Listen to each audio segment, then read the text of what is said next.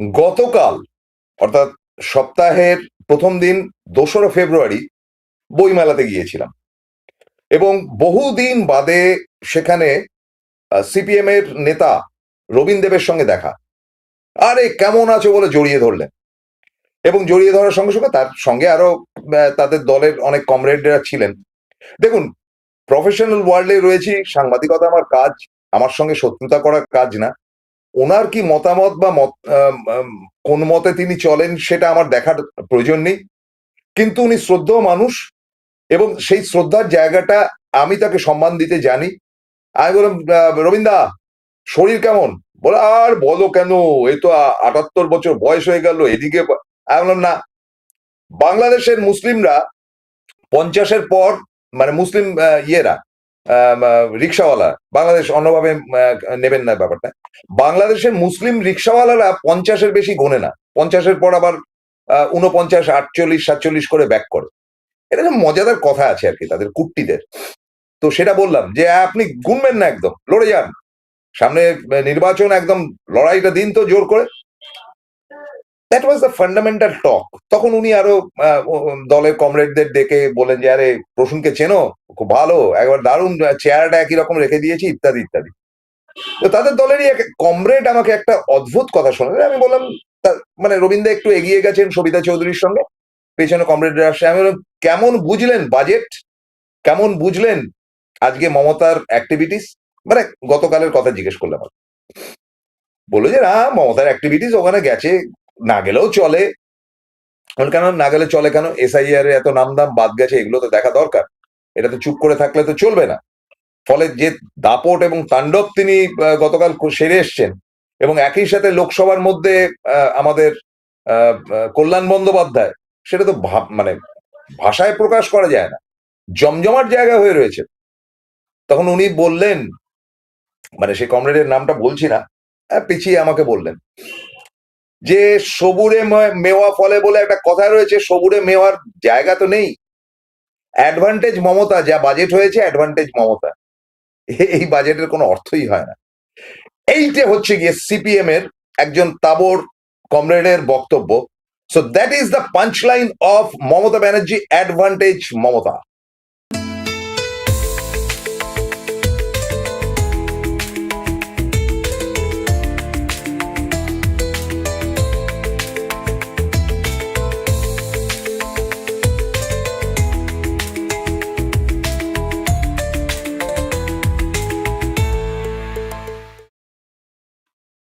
স্বাগতম, নমস্কার, আসসালামু আলাইকুম। মঙ্গলবারের সকালে একটা মানে মজাদার কথা বলে শুরু করছি। প্রথমে তো বললাম রবীন দেবের কথা। কমরেড রবীন দেবের সঙ্গী সাথীরা বলছেন যে যা বাজেট করেছে এটা পুরো ফায়দা মমতার। পরে আসছি সে ব্যাপারে। ফায়দাটা কিন্তু আরেকটা দিকে মমতার, সেটা হচ্ছে তিনি গতকাল গিয়ে যে তাণ্ডব করেছেন দিল্লিতে, সেটা প্রবীরবাবু গতকাল তার বক্তব্যে পেশ করেছেন, সে মানে একেবারে ভয়ঙ্কর। এবং তিনি সকাল থেকে সেই কাজে ব্যস্ত। মানে সকালবেলা তিনি জানতে পারলেন তিনি তো অনেক সঙ্গী সাথীকে নিয়ে গেছেন দিল্লিতে, যাদের এসআইআর এর নামের ফ্যাকড়া চলছে, এবং তিনি জানতে পারলেন যে বাঙালিরা যেখানে থাকে, মানে দিল্লিতে, সেখানে নাকি দিল্লির পুলিশ এসছে। তিনি সঙ্গে সঙ্গে এই যে পোশাকটা পরে রয়েছে আপনি পাশে দেখতে পাচ্ছেন, সেই পোশাক পরে দৌড়ালেন এবং তাকে দেখে বিশ্বাস করুন দিল্লির পুলিশের যে দৌড়, সেটা ন্যাশনাল চ্যানেল পর্যন্ত দেখিয়েছে। অথচ তার ব্যাপারটা, এবং অভিষেক সঙ্গে ছিল, তারপরে তারা কিন্তু ফিল্ডে নামলেন এবং কালো পোশাক পরে তিনি নামলেন। এবং কালো পোশাক পরে নামলেন মানে দ্যাট ইজ দ্য, মানে তিনি তো সাদা শাড়ি পরেন, এই যে পোশাকটা দেখুন, এটা হচ্ছে গিয়ে প্রোটেস্ট ড্রেস। তিনি সরাসরি চলে গেলেন কিন্তু নির্বাচন কমিশনের অফিসে, এবং নির্বাচন কমিশনার জ্ঞানেশ কুমার, তার সঙ্গে ফান্ডামেন্টালি কথাবার্তা হচ্ছিল। যতটুকু ভেতরের একদম অন্দরের কথা বলি, যে মমতা বন্দ্যোপাধ্যায়কে খুব রেসপেক্ট দিই, জ্ঞানেশ কুমার আরে দেবে না কেন ভাই, she is a big leader and big opposition leader.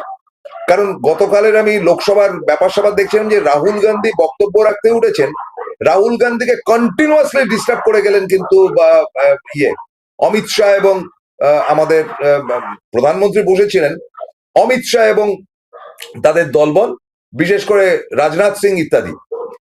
তো তারপরেই দেখলাম কল্যাণদা লাফিয়ে উঠলেন, আরে বাপরে বাপ।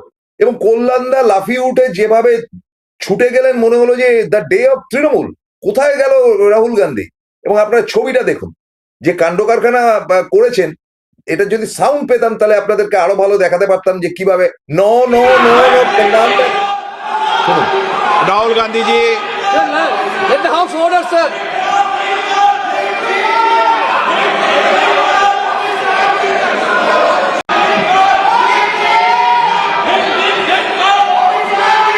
माननीय सदस्य प्लीज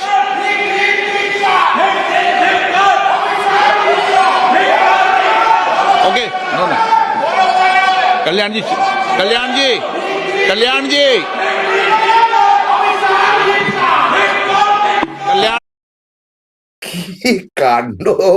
ওখানে অমিত শাহ বসে আছেন, নরেন্দ্র মোদী বসে আছেন, তাদের সামনে গিয়ে পুরো তাণ্ডব। এই দৃশ্য বড় একটা দেখা যায়, মানে দেখাই যায় না বলতে গেলে। প্রধানমন্ত্রী যাই হোক না কেন, আফটার প্রধানমন্ত্রী, দেশের প্রধানমন্ত্রী, তিনি যে কাণ্ড কারখানাগুলো করে থাকেন, তার মধ্যে এটা বোধহয় তার মানে পার্লামেন্টারিয়ান জীবনের মানে সব থেকে মজাদার ঘটনা। আমি সাপোর্ট করছি না, বাট সাংঘাতিক কাণ্ড কারখানা করেছেন কল্যাণদা গতকাল। ফলে একটা টোটাল টিম ওয়ার্ক কাজ করেছে। হ্যাঁ, এটাও ঠিক যে সমাজবাদী পার্টি বা অন্যান্য দলেরা বা একেবারে কংগ্রেসের দলের থেকেও কিন্তু মমতা বন্দ্যোপাধ্যায়ের এই আশাটাকে এবং তার জ্ঞানেশ কুমারের কাছে যাওয়াটাকে কিন্তু পুরোপুরি সাপোর্ট করেছে, এবং তারা সেটা নিয়ে আলোচনা করেছে। কিন্তু রাহুল গান্ধীকে আজকে বলতেই দেওয়া হয়নি, মানে কালকে। আজকে কি হয় সেটা আমরা নজরে রাখবো নিশ্চয়ই, যে কোথাকার জল কোথায় দাঁড়ায়। আপনারা জানেন যে বাজেট পেশ করার আগে রাষ্ট্রপতি ভাষণ দেন, এবং রাষ্ট্রপতি যে ভাষণটা দেন সেটা সম্পূর্ণ যারা সরকারে থাকে তারা লিখে দেন, এবং রাষ্ট্রপতি সেটা দেখেই পড়ে। মানে রাষ্ট্রপতির এখানে কোনো ভূমিকা নেই। কেন যে এটা চলছে কে জানে। প্রণববাবুও যখন রাষ্ট্রপতি ছিলেন, তাকেও নরেন্দ্র মোদী যেটা লিখে দিতেন, তিনি বলতেন যে আমার গভর্নমেন্ট এই করেছে, ওই করেছে, সেই করেছে। ফলে কালকে দিল্লি কেঁপেছে, একটা দিকে পার্লামেন্টে, যেখানে রাহুল গান্ধী থেকে শুরু করে এবং মানে সমাপ্তিটা ভয়ঙ্কর রূপ, ব্ল্যাক ড্রেস পরে কল্যাণ দার মানে কল্যাণ বন্দ্যোপাধ্যায়ের সেই লম্পজম্প। ফলে এটা অ্যাডভান্টেজের জায়গায় কিন্তু এখনো আসেনি। অ্যাডভান্টেজের জায়গা যেটা রবীন্দ্র দেবের সহযোগী আমাকে গতকাল বইমেলাতে জানিয়েছে, সেটা এখনো আসেনি। তাহলে কি হলো? গতকাল ন্যাশনাল নিউজ গুলো, যারা রাহুল গান্ধীর একটা লাইনও খবর ছাড়ে না, আজকে খবরের কাগজ থেকে শুরু করে গতকাল সমস্ত ন্যাশনাল নিউজে হয় মমতার প্রশংসা অথবা তার প্রতি মানে বিদ্বেষ নিয়ে তারা খবর করেছেন, বাট খবরে ছিলেন কিন্তু মমতা। ফুল ডে তিনি কিন্তু দিল্লিকে ধরে রেখেছিলেন, নিউজ চ্যানেল থেকে শুরু করে বিভিন্ন জায়গায় মমতা বন্দ্যোপাধ্যায়। তারপরে তিনি বেরিয়ে তিনি গেলেন জ্ঞানেশ কুমারের সঙ্গে।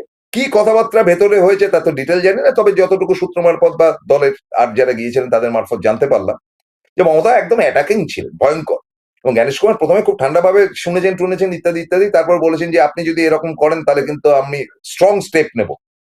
তারপরে তো মমতা তার সমর্থি ধরে কি বললেন এক ঝলক শুনে নিন, যে মমতা বন্দ্যোপাধ্যায় প্রেস মিটে কি বলেছেন। গতকালও দেখিয়েছি, আরেকবার দেখে নিন, তারপরে আসল গল্পে ঢুকবো, একটু দেখে নিন, আমরা দেখবো। हम 4 टर्म्स मिनिस्टर थे, 7 टर्म्स एमपी थे, लेकिन हम कभी ऐसा इलेक्शन कमीशन को नहीं देखा जिन्होंने इतना एरोगेंट है, ग्रेट लायर है। हम उनको कहा था कि आपको कुर्सी को हम रेस्पेक्ट करते हैं, because no chair is permanent for anybody, one day you have to go, but don't create this precedent. And only why Bengal is being targeted? लोकतंत्र में इलेक्शन होता है, डेमोक्रेसी का फेस्टिवल। और आपने क्या किया? पहले 58 लाख लोगों को बात दिया, निकाल दिया, और उनको आप डिफेंड भी करने नहीं दिया। एआई का नाम पे सीमा खाना कौन है? वो इलेक्शन कमीशन का कोई नहीं है, बीजेपी का आईटी सेल का है। শুনলেন, বিরতিতে যাওয়ার আগে ছোট্ট করে দুটো কথা বলে দিই, তারপরে আসল খবর বিরতির পর। আপনারা সঙ্গে থাকবেন, সমস্ত শেয়ার করবেন, এবং অবশ্যই অবশ্যই আপনাদের কমেন্টস গুলো দেবেন। মারাত্মক কথা যেটা সিপিএম এর রবীন্দ্র দেবের সহযোগীরা বললেন, মানে এটার থেকে তো বেটার সিপিএম আর যাই হোক, আপনার পছন্দের হোক অপছন্দের হোক, তারা কিন্তু রাজনীতিটা বোঝে, কোথায় কি ব্যাপার চলে আর না চলে সেটা কিন্তু তারা পাক্কা বোঝে। তারা শূন্য হতে পারে, কিন্তু ব্রেনের দিক থেকে তারা এক্সট্রা অর্ডিনারি। যাই হোক, সেটা তো পরে আসছি, বিরতির পর বলবো। এবারে ঘটনাচক্রে যেটা দাঁড়ালো, সোমবার রাহুল গান্ধীর বক্তব্য ছিল বিরোধী নেতা হিসাবে, এবং সেটা অবশ্যই আহ মানে রাষ্ট্রপতি ভাষণের বিরুদ্ধে। তিনি নানান রকম রেফারেন্স দিচ্ছেন যে এই বই ওই বই সেই বই, পাত্তাও দেয়নি। বারবার করে তাকে ডিস্টার্ব করা হয়েছে, রাজনাথ সিং থেকে শুরু করে অমিত শাহ বারবার উঠে বলছে তিনি অন্যায় করছেন ইত্যাদি। আমি মনে করি ব্যক্তিগতভাবে যে ওম বিড়লা, যিনি মানে আমাদের মাননীয় স্পিকার, তার থেকে ব্যক্তিত্বহীন লোক আমি জীবনে খুব কম দেখেছি। দুটো ইংরেজি জানেন, sit down, no no no. তিনি যেখানে যেদিকে মানে রাহুল গান্ধীরা বসেন সেদিকে তাকিয়ে বলবেন ন ন, তার মুখে একদম গম্ভীর। আর ডান দিকে যেখানে মোদিরা বসেন মানে একেবারে ইয়েসম্যান। এত ব্যক্তিত্বহীন স্পিকার আজ অব্দি আসেনি। তো ফলে সেটা যখন হয়েছিল, কল্যাণদা দেখলেন জানি এ তো শুনবেই না, তিনি লম্পজম্প করে সোজা চলে গেলেন একেবারে ইয়ের কাছে, সেখানে নরেন্দ্র মোদী বসেছিলেন, তার সামনে গিয়ে একবার হই হই কাণ্ড। এবং সেটা তো আটকানো যাচ্ছে না। কল্যাণদা আইনটা খুব ভালো জানেন এবং গিয়ে সেখানে তাণ্ডব করেছেন। তারপরে দ্বিতীয় তাণ্ডব যেটা, সেটা হচ্ছে কাকলি ঘোষদস্তিতা। মানে টোটাল টিমকে অভিষেক নামিয়ে দিয়েছেন কালকে ফিল্ডে, তোমরা করো, দিদি আছেন, আমি আছি, আমাদের ভূমিকা কম, তোমরা লড়ো, আমরা আছি, এবং সঙ্গে যারা গিয়েছিলেন। ফলে এসআইআর নিয়ে যে ঘটনাটি, সত্যি তো মমতা সিরিয়াস, এবং অভিষেক মঞ্চের পর মঞ্চে তিনি এগুলো বলে আসছেন। ফলে গতকাল সমস্ত টিভি চ্যানেল, ন্যাশনাল এবং দেশে রাজ্যের, তারা কিন্তু সেটা দেখিয়েছে, এবং যারা ভোট দিতে যাবেন তারাও দেখেছেন যে মমতা লড়ছেন আমাদের জন্য এসআইআর কে নিয়ে। অ্যাডভান্টেজ, এই অ্যাডভান্টেজ কিছু না দাদা, এই অ্যাডভান্টেজ কিছু না, এটা তো মমতা এমনি করে। হ্যাঁ, এটা প্লাস পয়েন্ট, একটা প্লাস আমি দিয়ে রাখলাম তাকে। কিন্তু তার থেকেও মারাত্মক যেটা হলো, সেটা যে বাজেটের পর, যেটা রবীন্দ্রদেবের সহযোগী বলেছেন, বলবো ভেরি ভেরি ভেরি ইন্টারেস্টিং। আপনি অ্যাসেস করতে পারবেন যে কি হচ্ছে। কিন্তু একটু বিরতিতে যাচ্ছি, ফিরছি খুব দ্রুত, সঙ্গে থাকুন। Welcome to the world of civil business. A Bengali business personality and the most successful business group, Roy Construction Group of companies, now coming Sarib, West Bengal. Mr. Anup Roy, the managing director of the Roy Construction Group company, ready to serve his native land, the mother Bengal.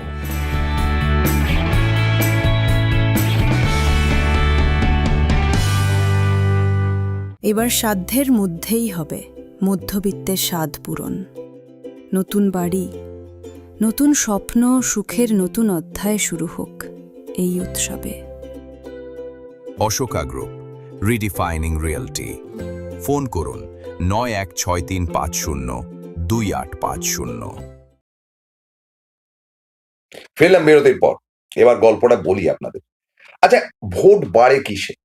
আমরা তো বিগত কয়েকটা vote দেখলাম লোকসভার পরে। সে ভোটগুলো কোথায়? মহারাষ্ট্রে হলো, হরিয়ানায় হলো, দিল্লিতে হলো, এবং বিহারে হলো, তার আগে মধ্যপ্রদেশ ইত্যাদি জায়গায়। যারা ক্ষমতায় ছিল একমাত্র দিল্লি ছাড়া বাকি তারাই ক্ষমতায় ফিরে এলেন। কেন এলেন? তার কারণ তারা দিলেন, যেটা বিহারে প্রচন্ড ভাবে। পয়েন্ট নাম্বার ওয়ান, তারা দিলেন কি? লক্ষ্মীর ভান্ডারের মতন ভান্ডার দিলেন, যে প্রতি মাসে তোমাদের কাছে টাকা আসবে। কোথাও কোথাও একসাথে দেওয়া হয়েছে 10,000 টাকা, কোথাও কোথাও পার্টলি দেওয়া হচ্ছে। মানে দেওয়া হোক বা না হোক, তারা অ্যানাউন্স করলেন। তারা গভর্নমেন্টে রয়েছেন, এটা মনে রাখবেন যে মহারাষ্ট্রে যারা গভর্নমেন্টে রয়েছে সেটা জোট সঙ্গী, বিজেপির সঙ্গে শিন্ডে ফিন্ডে এরা সব মিলে। তো তারা বললেন যে আমরা জিতে ফের যদি আসি তোমাদেরকে মাসে মাসে মহিলাদের টাকাটা দেবো। সুবিশাল মহিলা ভোট, ধরুন 100টা ভোট রয়েছে, তার মধ্যে 49টা ভোটই কিন্তু মহিলাদের, সেটা সর্বত্রই। হই হই করে ভোট পেল, এবং তার সঙ্গে কি হয়েছে বা না হয়েছে সেই গন্ডগোলের মধ্যে আমি যেতে চাইছি। এটা কিন্তু ব্র্যান্ড মমতা যেটা দিয়েছেন আর কি। দ্বিতীয়টা কি হলো? বিহারে সুবিশাল ভোট পেল, কারণ সেখানে নীতিশ কুমার অ্যাডভান্স টাকাটা দিয়ে দিয়েছে কয়েক কোটি মানুষের মধ্যে, যে এই নাও টাকা নাও, সব 10,000 টাকা করে দিয়ে দিয়েছে। হাতে টাটকা টাকা পেয়েছেন, ভোটটা তো দেবেই, নীতিশ কুমার বিশাল ভোটে জিতে এলেন, নীতিশ কুমারের একটা ফরমেশন আছে। আচ্ছা, আমরা যখন দেখলাম যে দিল্লিতে, এখানে কিন্তু নোট পানির কথা না, অ্যাডভান্টেজ কিছু দেওয়া হয়েছে, সেখানে কিন্তু বিনা পয়সায় ইলেকট্রিসিটি দেওয়া হচ্ছিল কেজরিওয়ালের সময়। তাহলে কেজরিওয়াল জিততে পারলো না কেন? তার কারণ এখানেও দিল্লিতেও বলা হয়েছে যে তোমাদের সহযোগিতা করা হবে, কিন্তু কেজরিওয়ালকে চোর বানিয়ে দিল। আর দিল্লির লোকেরা কি বেসিক্যালি কিন্তু গ্রামের লোক নয়, তারা শিক্ষিত এলিট ক্লাস, এবং যে লোকটা আইসক্রিম বিক্রি করে সেও কিন্তু দিল্লিতে বেশ খবরাখবর রাখে টাকে। এই চোর সাব্যস্ত করাতে কেজরিওয়াল হেরে গেল। আদারওয়াইজ কিন্তু কেজরিওয়ালকে হারানো কঠিন ছিল। জেল খেটে তো সবাই এসছে, মানে সেটা তো আমরা ঝাড়খণ্ডেও দেখেছি। তার জন্য কি ঝাড়খণ্ডের মুখ্যমন্ত্রী হেরেছেন? জেল ফেল ব্যাপার না, কিন্তু দিল্লি হচ্ছে গিয়ে সেন্টিমেন্টাল জায়গা, যেটাকে রাজধানী বলে এবং কসমোপলিটন, সারা ভারতের লোক সেখানে থাকে। সেখানে এটা এস্টাবলিশ করা হয়েছে যে কেজরিওয়াল চোর হ্যায়, ফলে হেরেছে। কিন্তু বাংলার ক্ষেত্রে কি চাহিদা ছিল? বাংলার ক্ষেত্রে ক্ষমতা কে আছেন? আপনাদেরকে বলছি, মমতা বন্দ্যোপাধ্যায় কি দিয়েছেন? স্বাস্থ্যসাথী, হেনা তেনা, এগুলো বাদ দিন, সব বাদ। তিনি মন্দির গড়েছেন, মসজিদের জন্য বা ইয়েদের জন্য, মুসলিমদের জন্য তিনি লড়াই করছেন, সমস্ত ঠিক আছে, এগুলো একটাও ধরছে না। সাইকেল ফাইকেল সব বাদ। যেটা দিয়েছেন সেটা মোক্ষম অস্ত্র, সেটা সারা ভারত চেটে পুটে খাচ্ছে, সেটা হচ্ছে লক্ষ্মীর ভান্ডার। লক্ষ্মীর ভান্ডার, লক্ষ্মীর ভান্ডার কি হলো? লক্ষ্মীর ভান্ডার প্রতি মাসে 1000 টাকা করে মেয়েদের কাছে যাচ্ছে। তাতে করে যে লোকটি হয়তো একটা দোকান চালায়, কেউ হয়তো রিক্সা চালায়, কেউ হয়তো আইসক্রিম বিক্রি করে, কেউ হয়তো ফুচকা বিক্রি করে, তার বউয়ের কাছে 1000 টাকা চলে যাচ্ছে। সে বাচ্চার কাছে টাকা কিন্তু আসতো না, তার হাজবেন্ড এমন কি রোজগার করে, সেই 1000 টাকাটা কিন্তু তার প্রয়োজন। বাংলাতে কিন্তু ঘরে ঘরে সেই 1000 টাকাটা পৌঁছাচ্ছে। তাহলে বিজেপির কি করা উচিত ছিল? বিজেপির অ্যানাউন্সমেন্ট করা উচিত ছিল এই বাজেটে, যে আমরা বাংলার জন্য এই টাকা ছাড়ছি, এই টাকাগুলো দেব, বাংলার ঘরে ঘরে এই টাকাটা পৌঁছে যাবে। যেটা এর আগে বিগত দিনে সমালোচনাও হয়েছে যে বাজেট থেকে সরকার কি করে এটা ঘোষণা করতে পারেন যে ঘরে ঘরে টাকা, এটা গভর্নমেন্টই দিচ্ছে টাকাটা। মমতা বন্দ্যোপাধ্যায় এখানে যেমন দিচ্ছেন, তেমন নীতিশ বিহারে দিচ্ছেন, বা অন্যান্য জায়গায় সেখানে গভর্নমেন্টের লোকেরাই দিচ্ছে। কিন্তু সেটা তার অ্যানাউন্সমেন্ট করেছিল বাজেট। এবার বাজেটে বাংলাকে কিচ্ছু দিল না বিজেপি, কিচ্ছু না। বিড়ির দাম কমেছে, আর বাংলায় বিড়ি খায় না সিগারেট খায় আমি জানি না, সিগারেটের দাম বেড়েছে ইত্যাদি ইত্যাদি। কিন্তু মানে ওষুধের দাম থেকে শুরু করে আদারওয়াইজ যে ব্যাপার স্যাপার গুলো আছে সেটাতে কোনো প্রিভিলেজ নেই, কোনো এমনি বাজে বাজেট, অত্যন্ত বাজে বাজেট, আশাপূর্ণা বাজেট। আজকে আনন্দবাজারের কালকে আনন্দবাজারের হেডলাইন ছিল আশাপূর্ণা বাজেট, মানে আশা পূরণ হলো না। তো খুব ভালো এটার হেডলাইনটা করেছে। ফলে সেখানে কিন্তু আরেকটা অংশ রয়েছে, বাদ দিন। এবার তাহলে ভোটটা কি হবে? শ্রমিক ভট্টাচার্যরা মাথায় হাত দিয়ে বসে রয়েছে যে আমরা কি প্রচার করব, যে মমতা 1000 টাকা করে দেয়, আমরা 1500 টাকা করে দেবো, সেটা বলবার রাস্তাটা বন্ধ, কারণ কিচ্ছু দেয়নি। এমনকি রাজবংশীদের যে অ্যাডভান্টেজ দেওয়ার কথা ছিল, যে তাদের উন্নয়নের জন্য এত টাকা খরচা করাবে, নেই। মতুয়া শ্রেণী, যেটা বারবার করে মতুয়াদের অঞ্চলে গিয়ে একটা লাইনও উচ্চারণ করেননি একটা সময় আমাদের প্রধানমন্ত্রী, সে মতুয়াদের জন্য একটা খরচার ব্যাপার ছিল, বা তাদেরকে একটা গ্যারেন্টি বা অ্যাসুরেন্স এই বাজেটেই বলে দেওয়া যেত যে যারা যারা কার্ড নেই, ভোটার কার্ড নেই, তাদেরকে প্রিভিলেজ দেওয়া হবে। কিচ্ছু বলেনি। ক্ষেপে বোম হয়ে রয়েছে কিন্তু মতুয়া শ্রেণী বা রাজবংশী ইত্যাদি ইত্যাদিটা, কারণ আমরা কিছু পাইনি ভাই, কিছু পাইনি। সেই জায়গা থেকে 26টা আসন রয়েছে, 26টা আসনের মধ্যে 3টে না 4টে আসন পেয়েছিল তৃণমূল, বাকি সমস্ত এরা পেয়েছে। এবার খবর যেটা পাওয়া যাচ্ছে 2টি আসনের বেশি তারা পাবে না, তাও 2টি আসনও প্রশ্নবোধক জায়গায় রয়েছে। তো মমতা তো জিতে গেছেন, তাই বিজেপি এটা জানে না যে মমতা জিতবে, যে মমতাকে আটকাতে গেলে দিতে হবে, মমতার মতন একটা লড়াকু নেতা তৈরি করতে হবে। সেরকম ধরনের কোন ঘটনা কি ঘটলো? অমিত শাহ এসে ঘুরে গেলেন, মনে হলো যে তার ভাষণে যে একটা কাউন্টার পার্ট তৈরি হয়েছে? তিনি তো কিছুই বললেন না, বললেন আমার মিত্র শুভেন্দু, আমার ওই অমুক তমুক, একটা অ্যাটাকিং ভাষণ রয়েছে তার মধ্যে। অনেকেই বলছে যে ভাই সেটিং রয়েছে, যেটা সিপিএম বলছে। সেটিং ফেটিং বুঝি না, মমতার সঙ্গে লড়তে গেলে দমদার দরকার, যেটা গতকাল তিনি দিল্লিতে দেখিয়েছেন। সেরকম কিছু পেলেন কি এবার বাজেটে, যে বাংলার জন্য বিশেষ কিছু দিচ্ছে দিল্লি, যেটা নিয়ে হই হই কাণ্ড করা যেতে পারে? কয়েকটা ট্রেন দিয়েছে, আরে ট্রেনের যা ভাড়া সে সমস্ত, কে ট্রেনে উঠবে মশাই? সে নর্মাল ট্রেনেই তারা যাতায়াত করবে। ফলে এবারকার বাজেট পরিষ্কার একটি তথ্য দিয়ে গেল যে 2026-এ মমতা বন্দ্যোপাধ্যায় ফিরছেন, কারণ বিজেপিকে ভোট দেওয়ার মতন বিজেপি কোনো কিছু প্রস্তাবনা এবার বাজেটে রাখেননি। টাকাটাই আসল কথা, টাকাটাই হচ্ছে গিয়ে ভোট, অন্যভাবে নেবেন না। আমার পকেটে টাকা না থাকলে আমি তোমাকে ভোট দেবো কেন ভাই? তো সেই অ্যাডভান্টেজ আমাদের অর্থমন্ত্রীর দেওয়া বাজেট, তাতে কোন স্টেট কিভাবে খুশি হয়েছে জানি না, বাংলার মানুষ ক্ষেপে বোম হয়ে রয়েছে। খুব পরিশ্রম করতে হবে না, ওই যে হুমায়ুন কবির বলুন বা এ সমস্ত হাবিজাবি লোক লাফালাফি করছে, ওই লাফাবে, খুব লাফাবে।